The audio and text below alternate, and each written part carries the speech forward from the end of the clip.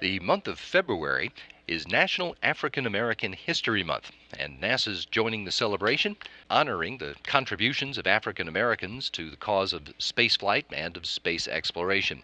Today, our guest is one of the newest members of NASA's astronaut corps, U.S. Navy Commander Victor Glover. Good morning. Good morning, Welcome. Pat. Happy to be here. What does the observance of African American History Month mean to you in terms of space exploration? Well, I recently read a quote by Dr. Carter Woodson, the founder of Negro History Week, which is what has grown into Black History Month, where he said that his motivation to start Negro History Week was not solely to focus on Negro history, but to focus on history without race, religious, or gender bias. And I think that that's important, that the legacy that Dr. Guy Bluford started here, being the first African American in space, is one that I'm proud to be a part of, and I'm looking forward to the opportunity to do my best and to continue to help Dr. Carter Woodson's dream become a reality. It's just as important today as when he wrote those words in 1927. Tell me about how you ended up here, because it's I think for every astronaut that's kind of a different story. But Yes. was astronaut a goal of yours from childhood? Well, I saw a shuttle launch when I was in elementary school, and I thought I really want to fly that, which means you had to be an astronaut, and that planted the seed. But it grew into a professional aspiration when I saw Pam Melroy give a talk about her flight and about her crew and the technical accomplishments that they achieved on the mission, but really listening to her talk about the members of her crew and how much she respected what they did and how well they worked together. That was a really motivating speech, and I really connected with what she said. That's how I felt about my Navy career, and I was looking forward to an opportunity to join this team. Well, then tell me about how you got to the Navy. Well, I wrestled in college, and that's where it began. Being on that small, high-performing team, and I knew graduating from college, I didn't want to go straight into an office setting. I wanted to do something adventurous, and join the Navy and see the world. And so I joined the Navy. Didn't know if I wanted to be a Navy SEAL or a pilot, and I settled on being a pilot. And it's been a great career. It's been a great ride. As you said, you were a pilot. You've been stationed a number of places around the world, right? Yes. My first squadron was in Virginia Beach, and I deployed in support of Operation Iraqi Freedom there.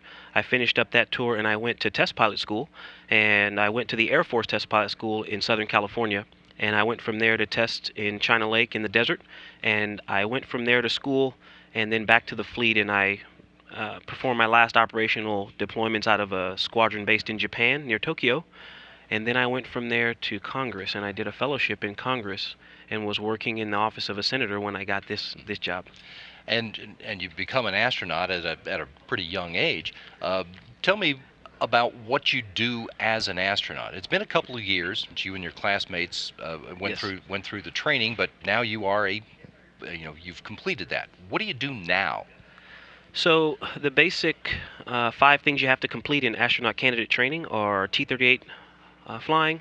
You have to take ISS systems classes, foreign language training, robotics, and spacewalk training. And so those 5 things, and there are also expeditionary crew skills training where we learn about ourselves and about our team and how to put them together and to work together in various environments. We also study geology and planetary science and lots of other ancillary training, but those 5 things are the core of astronaut candidate training. Astronaut boot camp, if you will. And once you're done with that, as an astronaut, what is your job now? You're clearly not flying in space at the moment. What do you do?